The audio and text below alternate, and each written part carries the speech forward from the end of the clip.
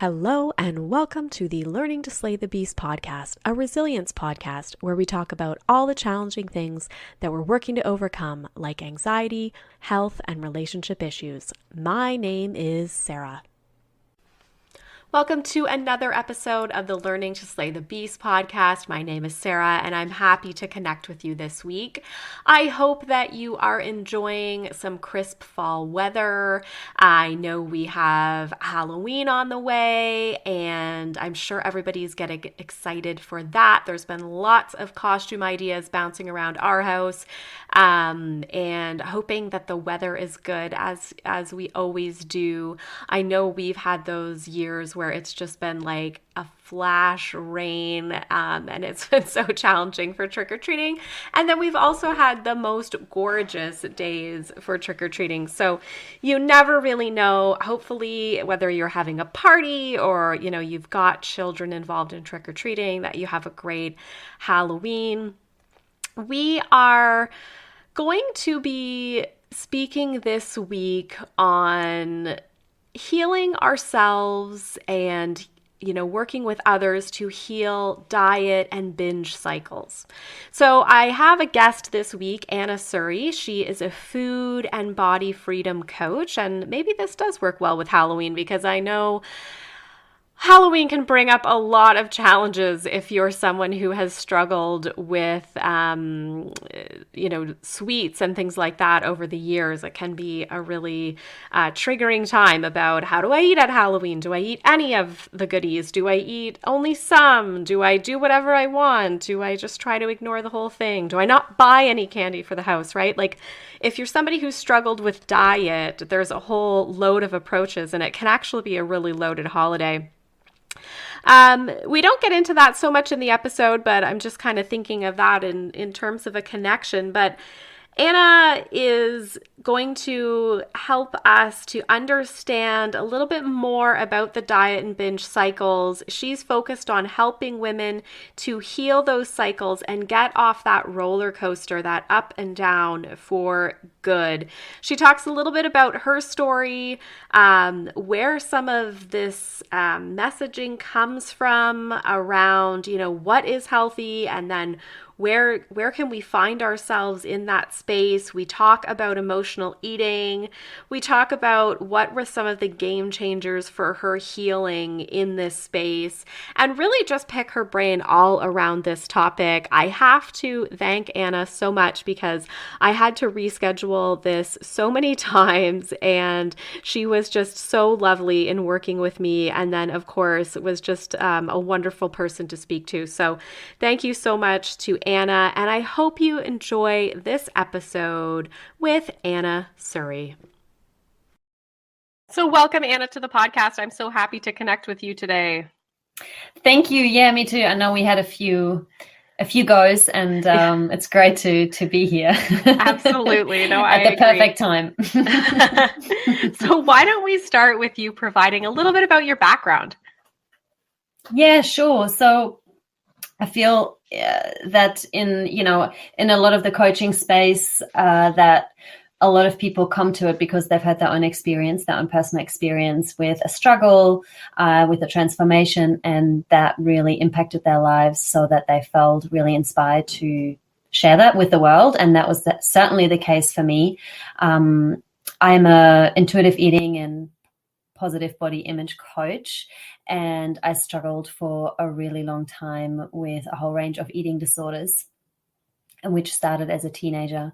And I was working in the fitness industry as a Pilates teacher for a long time, and also owned a health food business for a few years. So I was deeply entrenched in the fitness industry and also the health and wellness industry, which really perpetuated my struggles in terms of food and body image and healthy eating, and being really obsessed about, having a certain body size and shape, obsessed about eating, in quotes, perfectly, always looking for the best, healthiest diet, And my life very much revolved around those topics. Everything else came second. And I was deeply unhappy. And of course, sometimes when we're in the picture, we don't realize, because it is quite obsessive. It's quite culty. You know, we don't actually realize that it's detrimental to our physical and mental well-being. But I was lucky enough, let's say, that I sort of hit that rock bottom place where, you know, sometimes the pain just gets so bad that we have to pay attention. And that certainly was the case for me, where I kind of woke up to the reality of what had become of my life. And that was a real turning point for me, where I then decided, okay, I got to change something. My health is suffering. I haven't had my cycle in a few years. My hair's falling out. I'm always tired. My marriage is on the rocks. I feel really, really lonely and isolated and unfulfilled in my life. And I was just exhausted by it all. You know, when you just, when you've dedicated all of your energy, your time into this one thing, and it hasn't given you anything back, I just couldn't go any further. So that was, like I said, the turning point for me. I discovered intuitive eating, which was just this breath of fresh air, because not only did I discover that I wasn't the only one who had this kind of struggle, I always thought that was just me, because so many women, you know, they struggle in hiding because they feel like they're the only ones and what they're doing is crazy. You know, they feel like such a failure and such a loser. And just in discovering that there were thousands of women who spoke my language and their story was my story. You know, what they were saying, I just felt like I could relate so much. I went, oh yeah, that's me too. You know, I that's me too. I do that too, or I did that too. And this is also my pain and the shame that I was feeling. So that was incredible, just that in and of itself. And then really coming to a place of, okay, how can I eat without rules, without the outside influences? How can I get to a place where I'm connected to my body again, the way that, you know, we are when we're children? You know, as kids, we've hopefully never read a diet book. Mm-hmm. And we intuitively know how to eat and how much and at what time. You know, we are so in tune with our hunger and craving cues. Mm-hmm. So it was just the journey of coming back to that, and then doing the really deep body image healing work and getting to a place of accepting and loving my body without it being the thin ideal that was portrayed in the media. So that's just a little bit of my background. No, that's really helpful. And, you know, like you said, I think there's so many people. I have a very similar kind of background and struggle with body and food and all of that throughout my life. And you know, it's so normalized. Like when you say, you know, all of the things, like being part of the health and wellness industry, being, you know, in the fitness industry, like, of course, in there, like everybody's doing that. So you wouldn't even think like, oh, maybe this is not healthy for me, right? Like it just becomes this kind of way of life. And it's so great that you've been able to kind of find your way out of there, I guess. And it takes a while to kind of figure that out. Well, I'm so glad that you actually said that it's normalized, because that is also the reason why so many women don't seek help or, you know, go, oh, I don't feel good with this, but I guess everyone's doing it. So it's just probably how it is. And then when they do actually realize, oh no, this is not normal, this is not healthy, and you can actually live your life in a very different way. It's such a revelation, really. But that is a really big problem, that it's so normalized in our society. Yeah, no, absolutely. And I think even sometimes I'll hear just in passing, or you'll be at work and somebody will say like, oh, I've got a wedding coming and I need to fit in my dress. You know, like it's those tiny little comments, and you're just like, oh, wow, it's just everywhere. You know, it's not, people really point to like the magazines and things like that, but it's not just there. It's everywhere in our society for sure. Yeah, it's deeply in us for sure. Yeah.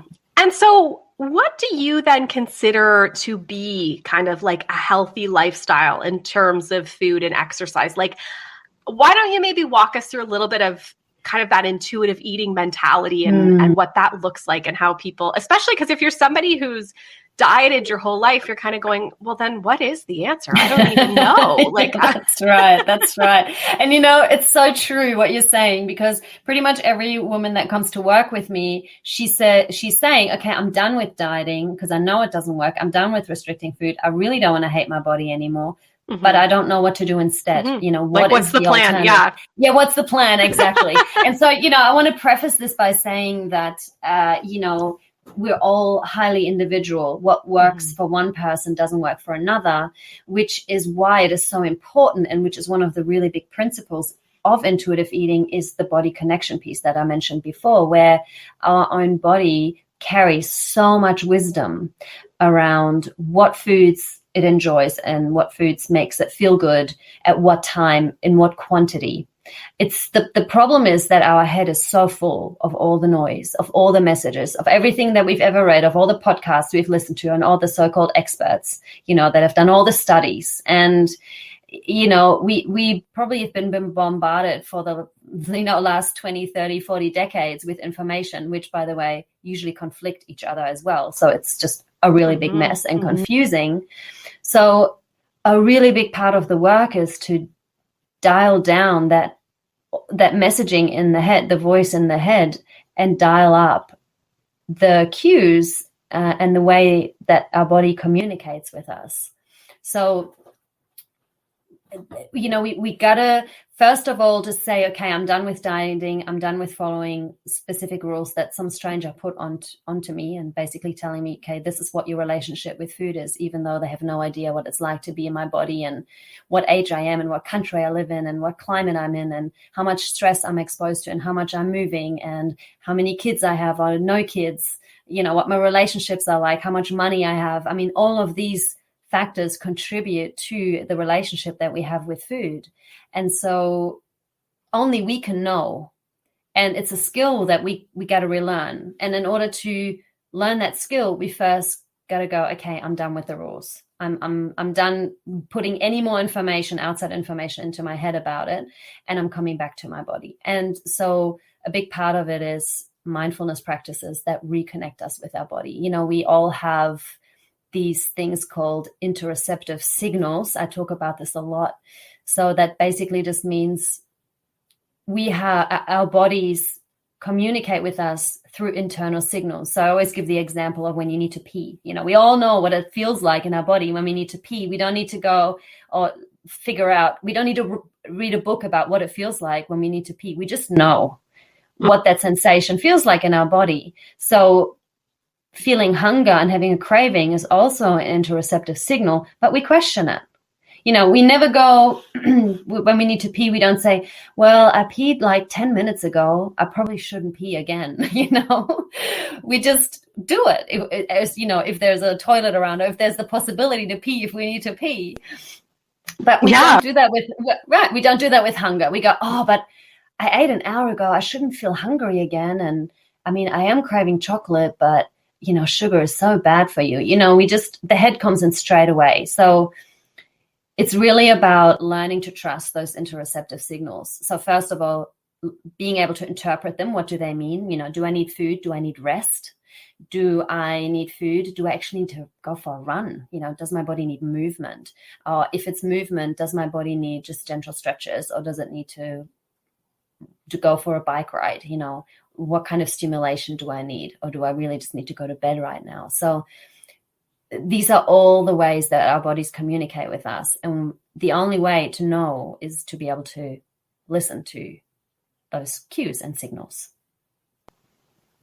Okay, that makes a lot of sense. And I think it's, as you say, it's challenging. And that's a great analogy to the bathroom, because you're right. Like I have that so many times where I'll think, why am I so hungry today? Oh, maybe it's because I had sugar, or you know what I mean? And so you come up with like this question of, I'm feeling this way and I shouldn't. And yet you're right. I don't do that often when I have to go pee or something. Right? Like, because there's so much more attached to the whole food piece. You know, there's so much fear. There's the fear of weight gain. Yeah. So, you know, there's usually the body image piece that's underlying the whole thing here. But there's also fear of health. So, you know, if it's the sugar thing, oh my God, that's so unhealthy for me and I shouldn't be doing it. And so there is more at stake than if we, you know, just go to the bathroom. Mm-hmm. Or at least it seems like there's more at stake. That's what we tell ourselves. Yeah. And the society pressure and all of that For makes us feel that way, for sure. Yeah. So let's drill in a little bit to food then, like in terms of, the binge purge cycle, that type of thing, or the restriction and binge. That's been something for me where I'll kind of, go through times where I'm not eating any carbohydrates, and then it's kind of like a cheat day, and then you're like, that's all you're eating. You know what I mean? Like I've done those type of things in the past. How do we then move towards that harmony? Like, is it just focusing on the cues, or like, how do we even get away from that feeling of certain foods are bad, So, and obviously this is such a big topic. There's so many nuances and so many aspects that come into it, but I'll try to simplify it as much as possible. So like you just said, the restrict binge cycle. Usually binging is a direct response to restriction. And there are two types of restrictions. So one being the physical restriction. So like you said, I'm not having carbs, or I'm not having any sweets, or, I'm only eating a certain amount of calories. But there can also be the quantity. So it can mean I'm just eating one piece of chocolate per day. That's all I'm allowing. That's also a form of physical restriction. So pretty self-explanatory.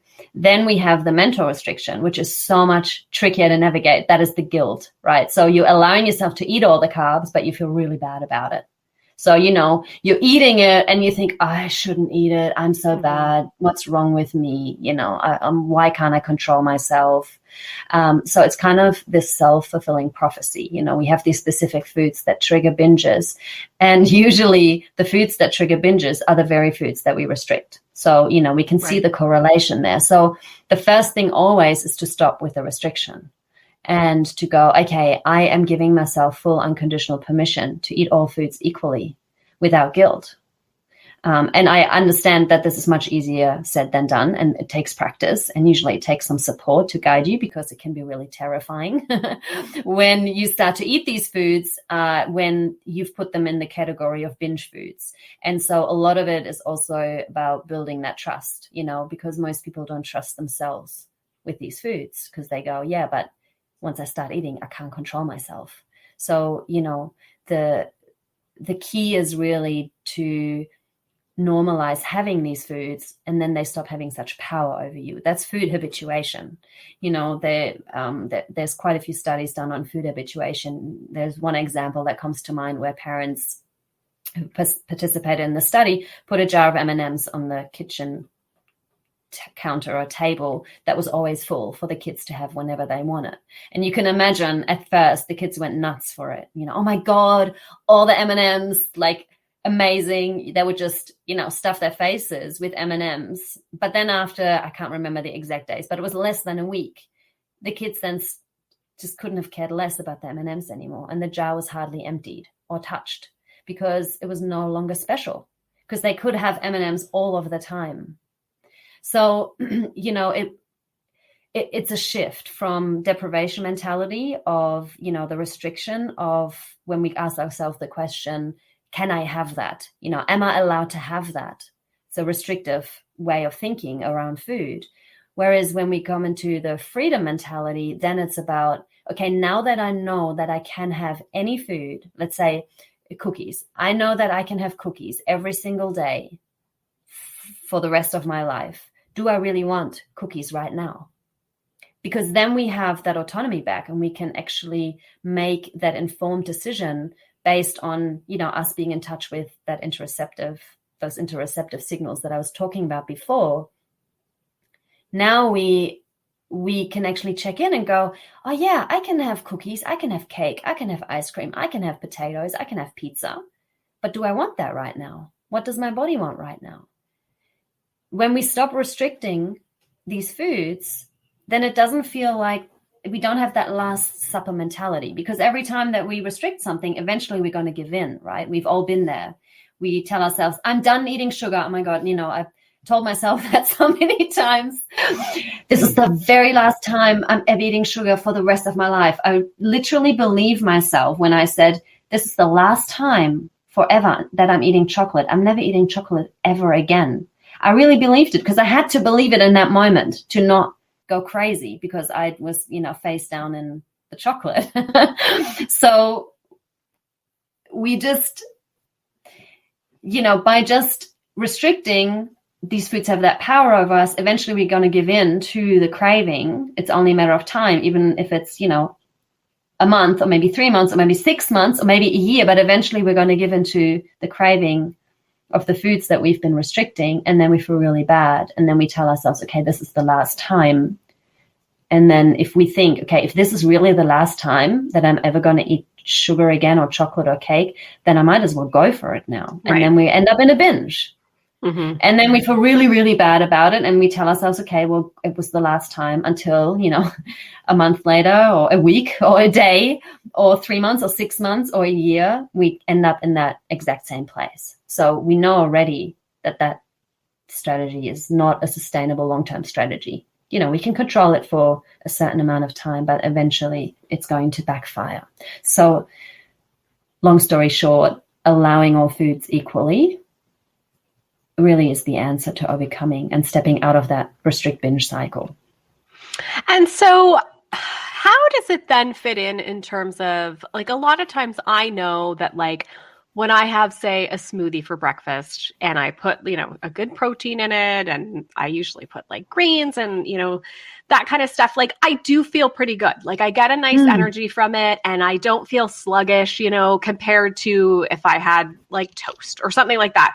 And so is that still part of intuitive eating? Like, is that something where I can kind of say, like, hey, I know I feel better with this. It's not a rule. Like, I don't have to have this. You know what I'm saying? Like, it's not a restriction. Sure. Like, what is the fine line there, I guess? Because I know, like, overall, I want to eat in a healthful way. Yeah. But I kind of get in these things where I'm like, oh, am I now getting into a restriction again? You know what I mean? Yes, absolutely. And I think this is like you said, it's such a fine line, this dance that we do around where when we do have more awareness, we ask ourselves, okay, am I choosing this food because I really want it? Or am I choosing this food because I think it's the healthy option? Or the safe, like almost like a food that's safe and allowed. Do you know what I mean? For sure. So, again, it's the multiple decade long rules that we have in our head that even if we think about, okay, toast makes me sluggish, that could be a belief because, man, I heard that message 1,000 times in my lifetime. I used to believe that too. So then we also got to go, okay, maybe it's the belief because we all know about the placebo effect. If we believe something is going to make us feel better, it will. There's also the nocebo effect. So if we believe something is going to make us feel bad, it will. And so, I think it's really important to take everything with a grain of salt and not, just because we think something is a fact doesn't make it so. It's that old thing of just because you believe it doesn't make it true. And yeah, if you feel like, smoothies in the mornings are really good they're really good for me because if I feel good, I feel energized and that really works for me. And it's not a rule because if I'm out with my family and we go into a cafe, I'm going to be okay if I don't have a smoothie, right? I'm not going to freak out because that's when the rigidity comes in, when we can't live a human life where, we're going to have other foods, we're going to have a variety because we want to participate in the activities of life. We want to share food with other people and we want to have that flexibility and spontaneity. So I think that's really important. If we're really, really attached to having to have a smoothie, and if we don't have the smoothie, we're on edge, we're grumpy, it stresses us out. Or, if this used to be me, that's why I give this example, I would bring my smoothie where, in the mornings, wherever I go, even if I went out to meet people in a cafe, I would still, have the smoothie before and just drink a tea there or something, that is dysfunctional behavior.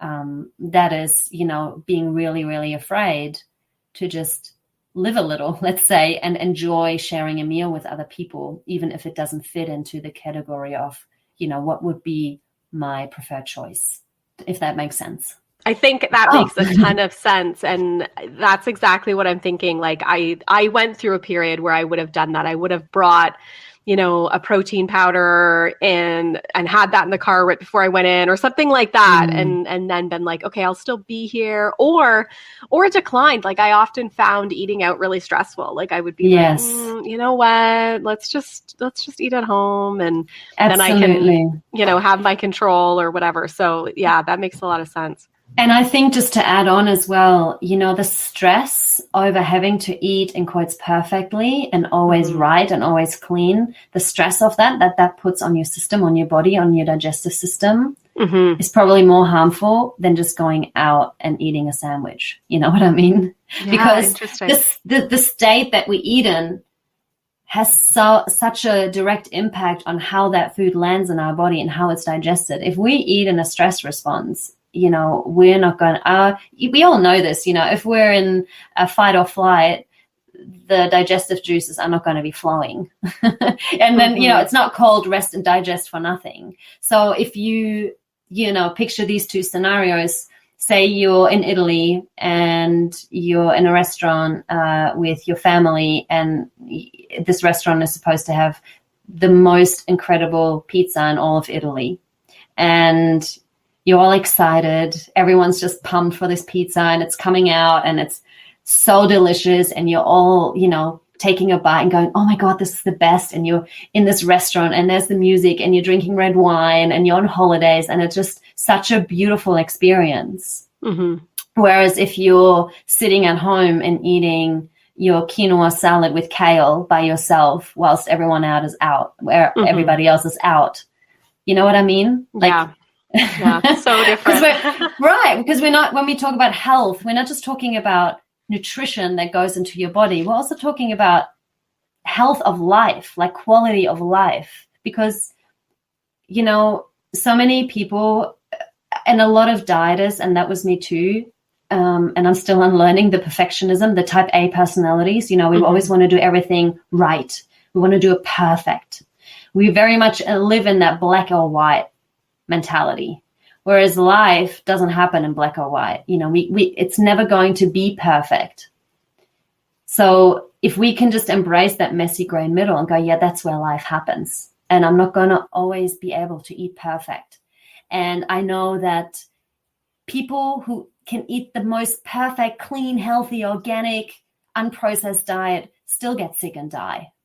We know that food is not the only determinant for health and well-being. All people get sick. All people die.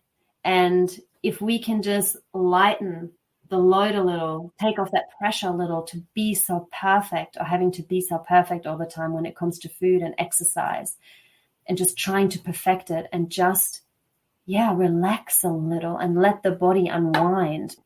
So we've talked a little bit about eating and restriction. How does emotional eating come into it? Is it the same type of thing? Is it just like trying to find a way to tune in when we go into the autopilot? Or is it that sometimes emotional eating is okay? Like, how do we look at that in terms of intuitive eating? Yeah, such a great question. And I think such a big topic for so many people, because I don't think there's a human on the planet who can't relate to emotional eating. And the first thing I always like to say is that we are all wired to seek comfort from food. When we're babies, if we're upset and we get picked up by mum and we get fed, whether that's by breast or bottle, but we're held by mum, we get, nourishment, we get love, we get safety, we get touch. So it's completely understandable that as we get older, we still have that in us. So if we're feeling lonely, if we're feeling scared, if we're feeling bored, if we're feeling stressed or anxious, we can just reach to food and we have an instant relief. So, I think in and of itself, that is a great, quick fix strategy, right? To give us instant relief from whatever we were feeling. It's just that it's not necessarily satisfying in the long run. So it's a little Band-Aid we put on top of a bigger wound that obviously needs to be addressed. Because if we're looking to get something from the food that the food can't give us, it doesn't solve the problem. It doesn't solve the underlying issue as to why we have these emotions there in the first place. But if we come at this from, oh my God, same thing that I was talking about before with the binging, if we're judging ourselves for eating food, then that is a form of restriction. So, if we have had a really shitty day and we come home and we just want to eat some chocolate to feel a little better, and then we start eating the chocolate, and then we feel really, really guilty for it, then we feel even worse. So we reach for more chocolate, and then we feel even worse. And then we go, oh, might as well just eat the whole thing now, and then we're just back in that vicious cycle. So to first go, hey, I'm choosing this. I've had a rough day, and I'm choosing to eat some chocolate right now. I know that it's not really what I need in this very moment, but I'm choosing it anyway because that's what I want to do right now. So we're taking our power back in that moment. And, we sit down and we go, yeah, I'm eating this food to receive pleasure from it. So I'm going to be receiving pleasure from this food and not guilt. And then we can look at, okay, now that that's sort of out of the way, what else do I need right now? What would be really satisfying? So if I've had a really stressful day, maybe I need to put on, I don't know, a heavy metal song and just have a crazy dance around the living room. Or maybe I need to just, if I'm around water, maybe I need to jump in the lake or in the ocean and just have a swim and let it wash off me. Or maybe I want to see if a friend is around or a family member, just for me to just talk about my day or my partner. Maybe I need to cuddle my cat. What other ways are there that feel more satisfying in the moment to soothe this emotion that I'm feeling? Or if I'm bored and I notice, oh yeah, I've had some cookies, it's not really hitting the spot, it's not satisfying. And then go, oh, actually, yeah, I just want to eat more because I don't know what else to do. I'm feeling really bored. And then addressing that and going, okay, what do I actually want to do? A question I think is always so powerful to ask in those moments is, what do I know right now about what I want? What do I know right now about what I'm feeling? What do I know right now about what I need right now? And then again, we just bring in some reflective questions, but we never ever want to judge ourselves for emotionally eating, because we can also turn it around and go, if I'm at a party and there is an amazing buffet and I'm super happy and excited, I might also eat more food than I normally would because it's all so delicious and everyone's having a good time. Or coming back to the Italy pizza example, I might have more pizza than I normally would because I'm just so happy. That's also a form of emotional eating. And so again, I think we all need to just stop being so hard on ourselves when it comes to food. And the thing is that most people who are chronic dieters or who are restricting foods or food groups, they're the ones that lean on food more heavily, that are more emotional eaters because of the restrictive piece. I think that's really important to mention as well, which makes total sense. Because all of a sudden, things have gone off and then you're off and then, you're into the eating. Why don't we think about the body side a little bit? So how does fitness come into that? I know that fitness can be a real crutch in terms of, sometimes people kind of punishing themselves for what they've eaten and saying, okay, well, I'm going to work it off now, like that kind of mentality. And that's something I've had to overcome, this sort of like kind of putting the two things together, like food and movement. Do you know what I mean? Absolutely. And so, I wondered if you had advice about how people can approach movement in sort of a more enlightened manner instead of it being part of like diet, exercise culture. Yeah. And again, it's what I was talking about before about those interoceptive signals. I gave, just a little example then about movement. What is my body actually requiring right now? That is really, really important. And it's hard to do, like you said, when we are so used to looking at movement and exercise through that weight control lens. Because, for so many of us, we don't move because it makes us so happy. We move because we think we need to, because we got to get this under control, or even if we don't want to lose weight, if we're sort of, semi-happy with where we're at, then we still got to move to prevent any further weight gain. And so it just is, again, this really vicious cycle too, where, like you said, we've eaten a big dinner and then we just got to go, oh my God, tomorrow I have to, go extra hard at the gym, or I'm going to skip breakfast and then have a bigger workout, or all of it is this grasping onto trying to control. That's what I was talking about before, the type A personalities of doing it perfect and just controlling everything so that we feel safe, because essentially this is about safety. We want to feel safe. Gaining weight does not feel safe. Staying in the smallest body possible, that's what feels safest. Again, because of the messages that we've been receiving about, we can all see people in bigger bodies are being judged, are being made fun of. They're not as respected. They, it's not easy being a person in a larger body these days. And so, of course, we all want to not belong to that group because it feels unsafe, because we're not going to be part of the cool kids, so to speak. So we all have this deep running fear that then drives these behaviors with food and exercise. So again, it just takes some unlearning. And I just want to say, like I mentioned at the beginning, I was working in the fitness industry for a really long time, and I was very much in it. I was really struggling with exercise addiction. So I know what that's like. And, I would never allow myself to rest. It was deeply uncomfortable for me to miss a workout. Like, when the smoothie example, when we don't get to have the smoothie, we get all grumpy and stuff. That was me. If I didn't have my workout, I'd be, a terrible person to be around. I was so edgy. I had to get my movement in. Only then, could I get on with other things. And if I didn't, it was shocking. I was horrible to everyone around me, which again, of course, is a sign of, highly dysfunctional behavior. And I always say to people, if you're not sure if the way you exercise is dysfunctional, just don't do your routine for 1 week and notice what comes up. And it's going to be, right. It's going to be highly uncomfortable for a lot of people. This is the best experiment. Like if you're not sure, just don't do it for a week. Just go for like a half hour gentle walk every day as movement and nothing else, and notice what that's like. So, pretty much almost, let's say maybe 90% of clients that I work with, they need to do less.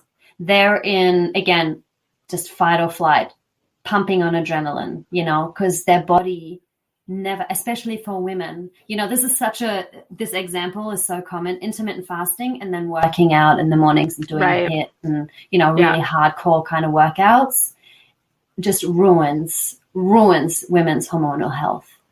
And I've done quite a few interviews with nutritionists, that specialize in women's health, and just going the amount of clients that they have trying to repair their hormonal balance after intermittent fasting and high intensity workouts is just through the roof.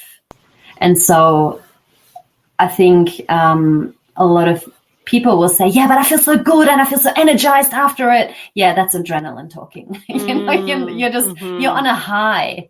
You're just on a high, and there will always come a crash eventually. And this is what a lot of people realize. Once they actually stop, they realize how exhausted they are and how much their body is craving gentleness and softness and relaxation and longer sleep-ins. That when they actually come out of that adrenaline rush and cycle, they usually just realize how tired they actually are. But when we're in it, we can't see that. Yeah, we think, oh, this is what I need to get going and stuff like that. Yeah, absolutely. And I had done a lot of work with a trainer, and, she was really on the like high protein and 5 meals a day, blah, blah. So that was restrictive in its own way. But then I did go into like, fasting and intermittent fasting at one point. And that's kind of what ruined it for me. Like I found my whole body just kind of shut down. I don't know. It just didn't. So that makes sense. The hormonal piece you were talking about, it It just really, and it really fed into all of that restrictive eating, right? Like it was beyond like, oh, I'm choosing this today at my meal. And it was like, I'm not even having meals. And right. Like it just, I didn't like that for sure. Yeah, absolutely. And, a lot of women already have a history with eating disorders and disordered eating behaviors. So the intermittent fasting can really trigger that again, because, if we're struggling with, let's say, anorexia or the tendency to, eat less, we also become addicted to that empty feeling, in our stomach. And so the intermittent fasting is perfect for that, because like, oh yeah, I feel so light, I feel so empty, it feels so great. And then as soon, then we're not eating enough throughout the day, because then also every time we eat, we feel like we're overeating because we're so used to the empty feeling and we're so addicted to that high of what that feels like. I mean, it's just, it's a bad cycle. It's a really bad cycle. And then, what often happens too is we stretch out the fasting window. And then when we do eat, we overeat because we're so hungry, because our body is in total alert, famine. Who knows when she's going to have food again? Let's get it all in now, right? Because the body doesn't know the difference between a real famine and a induced famine, just because, people want to lose weight. So a lot of the time it can just, be this restrict binge cycle. It just becomes a bigger of that cycle for sure. That's what I found, that then when I'd be on non-fasting days, it was like I was still kind of doing that. Like, I was still kind of in this restrict binge, and it was just, definitely triggering for me for sure. So, and I appreciate your example about, taking a week and doing different activity. I recently had, some health issues and couldn't exercise. And I really noticed it was like torture. I was like, oh my God, my mental, like, I just couldn't handle it for a while, that like, I can't get that exercise high. I can't, get in those workouts that I normally get in each day. And you're right. It's kind of telling for sure that, oh, maybe I have some work here to do. Right. Because, we also, again, it comes back to that control piece, because stuff might happen. We might not always be able to do all the things. Like you said, we might have an injury.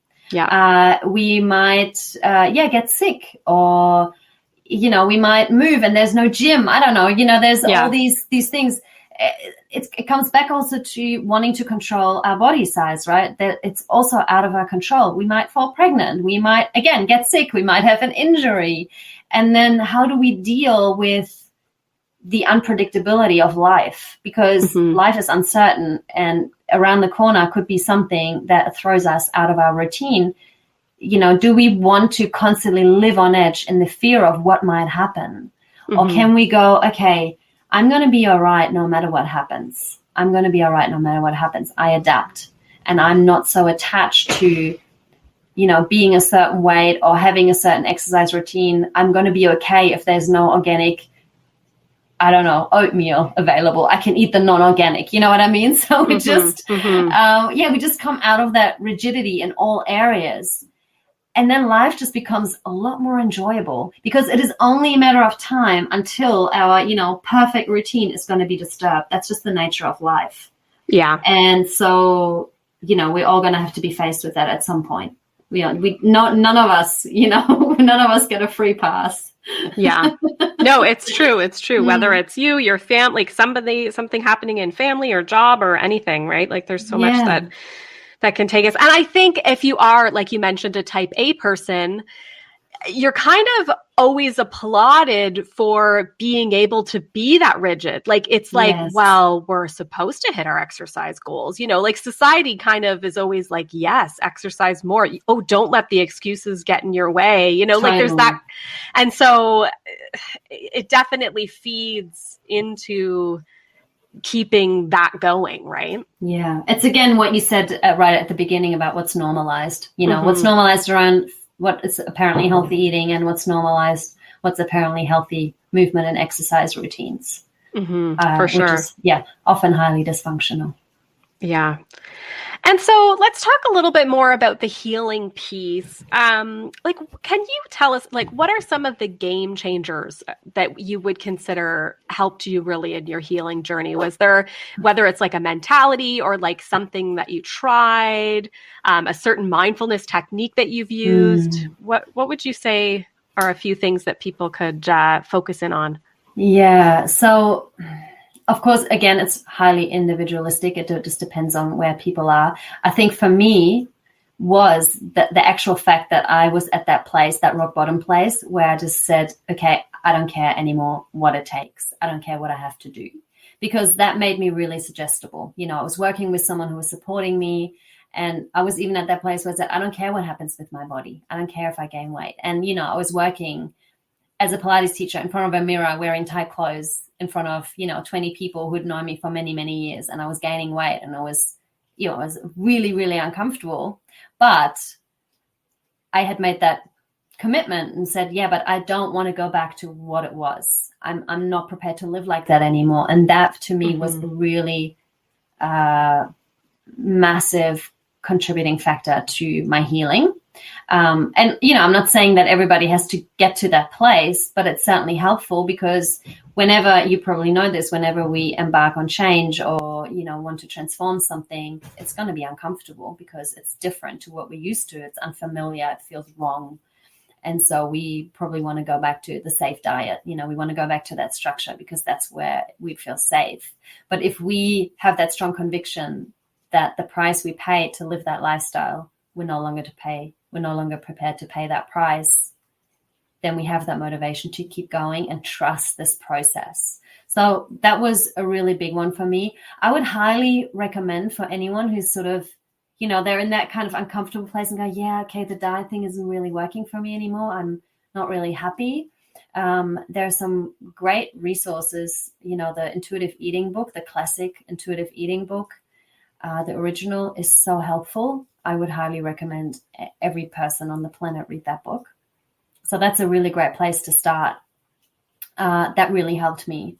And receiving support from, someone who'd had a similar story to me and who could guide me through, the minefields and the roadblocks. And for me, it was also about what I was talking about before, the unconditional permission to eat food. I'd had also a really long history of intermittent fasting, and I was down to eating one meal a day. So, my fasting windows were really long, and I wasn't eating dinner. So for me, a really big piece was to eat dinner. And it was really hard. I was really afraid. I'd also read, I don't know if you know this from your own story, your own history. Whenever I would pick up a piece of information about, an effective way to lose weight, it would just be glued to my brain. And I just go, oh, great, I'm going to do that. So I'd read once that they'd done the study where people were skipping dinner. It's starvation, but let's call it intermittent fasting. So, they were skipping dinner, and then, the group, had maintained their weight loss for longer or something like that. And, I never questioned the studies. Oh, were they men? Were they women? How long? Yeah. Like, did they check in 5 years later? How were they going then? No, of course not. It's like a 2 months thing. So not sustainable at all. But anyway, I was just latched onto that. So I thought, okay, great. I'm not going to have dinner ever again, basically, which, of course, it's really practical. Yeah. Yeah, it's really, that's right, to be a human in this world. I did the same thing on my days of fasting. Like, I would do some of those 24-hour fasts too. And I remember, like, I'd make dinner for my family and my kids would be like, why aren't you eating? And you're kind of like, and, Exactly. So I hear you. Yeah. So eating dinner was, a massive step for me. It was really difficult, but it really contributed to my healing, just to normalize to eat. And not going, okay, I have to eat by 5 or 6, to even eat. Sometimes the person I was working with was like, okay, eat a snack at 8:30. Oh my God, it was terrifying, right? Yeah. Well, how many times no snacking is just the rule, right? Like there's nothing after dinner or what, like, right? Exactly. So for me, I went through a phase of, I think for 3 months, I would eat a lot at nighttime because I was making up, for 2 decades worth of restriction. So, when you're in that process, you will probably initially eat more. It's part of the process. And again, having support someone you're reassuring you that this is normal and it's not going to last forever and you're going to be okay, is so important.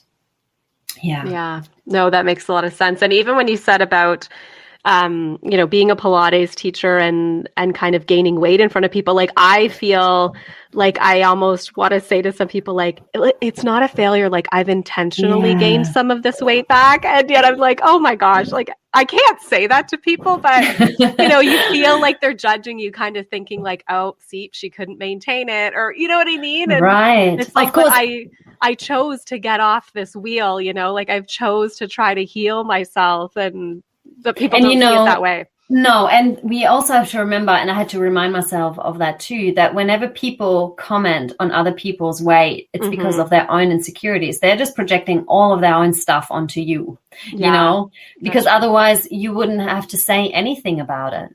It's just that they have their own stuff going on around weight, and so they're just projecting that, and they feel like they need to vocalize it, which, I mean, that is a whole other topic in and of itself, commenting on other people's weight is just really stop.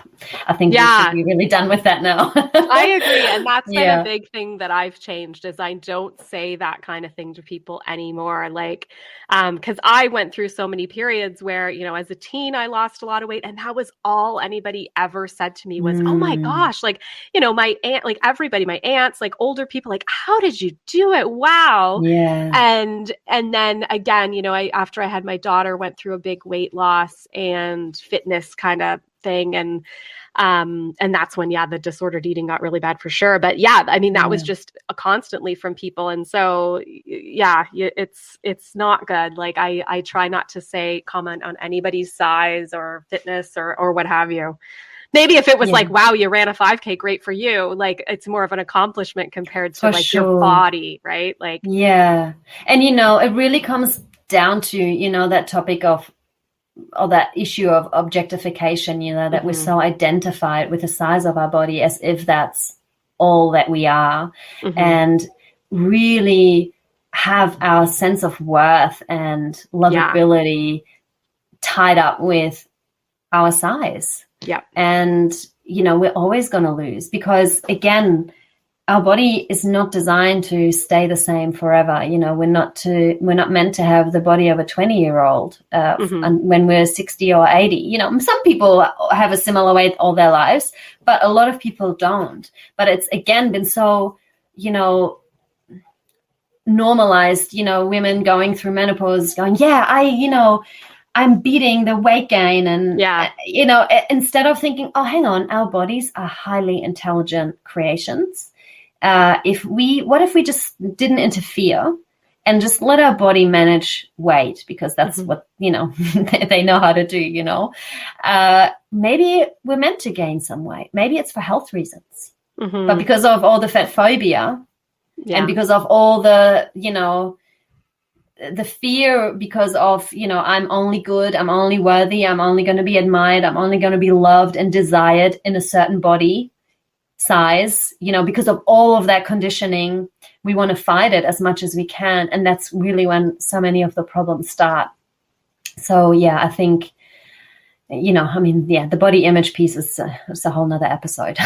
Yeah. Well, that's what I'm thinking. Maybe we should have you back to talk, more and dig in on body image, because I think that would be really great for sure. And I don't want to take too much more of your time, but any other kind of last tools and advice or thoughts for our listeners on kind of how to get that food and body freedom? I really want to say to anyone listening who's really in it and maybe quite secretive as well and feels really ashamed of some of the behaviors that they're doing, that you are, I know this sounds such a cliche, but you are really not alone in this, and that you don't have to live that way. So for me, it was always this, this is the only way I can do this. There's no other way. And it was such a relief when I found out, there is another way. It really was just this massive weight off my shoulders. So for anyone who's in that tough place right now, please know that there is an alternative, and it's an incredibly freeing and happiness-inducing way to live. And I would definitely start by following some intuitive eating accounts, maybe on social media, and reading the book on intuitive eating. That's, I think, where I would start. And then, things, what it's like once we start to open the door, we get more and more information. We start to look at things differently. We become more aware, and really asking yourself too, am I prepared to continue to pay the price that this is costing me, pursuing weight loss and dieting? Mm-hmm. How is it impacting my life? What areas is it infiltrating? Am I happy to continue living my life hating myself and living with that self-loathing? Am I prepared to continue to live my life in that kind of isolation and obsession with food thoughts because it takes up a lot of energy? Mm-hmm. Or would I maybe prefer to think about something else for a change that's not food? Mm-hmm. Would I like to figure out, what do I actually love to do? What things do I really enjoy? Would I love to be more present with my family? Do I want to set a really good, healthy example to my daughters so that they don't have to go through the struggle? Mm-hmm. Just asking ourselves some deeper reflective questions now that we know that there is an alternative. Yeah, no, that's a great point and a great way to look at things. And I agree, there are some great social media accounts where, they've definitely put things up there and you're like, oh, that's true. Oh, you see yourself in it sometimes, and it can be really eye-opening. So that's a good tip. Absolutely. So how can listeners find out more about you if they're interested? Are there social media accounts or ways to contact you?